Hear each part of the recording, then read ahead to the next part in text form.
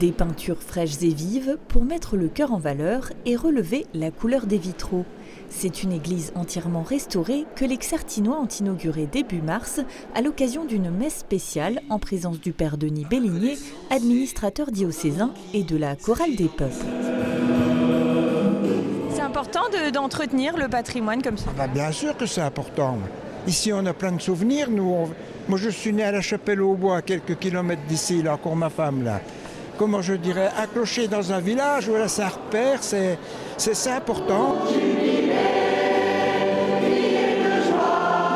Une restauration à hauteur de 100 000 €, prise en charge par la commune et subventionnée en partie par le mécénat, ainsi que par la Fondation du patrimoine, qui a alloué 15 000 € au projet.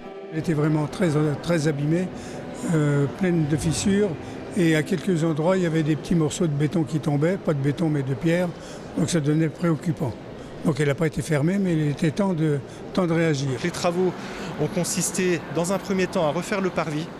Le parvis pour lui donner une unité, pour que ce soit très accueillant dès le départ, et puis qu'il y ait, on va dire, une accessibilité meilleure pour les personnes à mobilité réduite. Et puis à l'intérieur, on a refait toutes les peintures, dépoussiérage des vitraux, entretien des pierres naturelles, et puis toutes les huisseries ont été elles aussi repeintes. Un chantier qui a débuté en juin dernier et s'est achevé à l'automne après 6 mois de travaux. Mais pour l'église Sainte-Walburge, ce n'est pas une première, puisqu'elle fut presque entièrement détruite pendant la Seconde Guerre mondiale, le 18 juin 1940.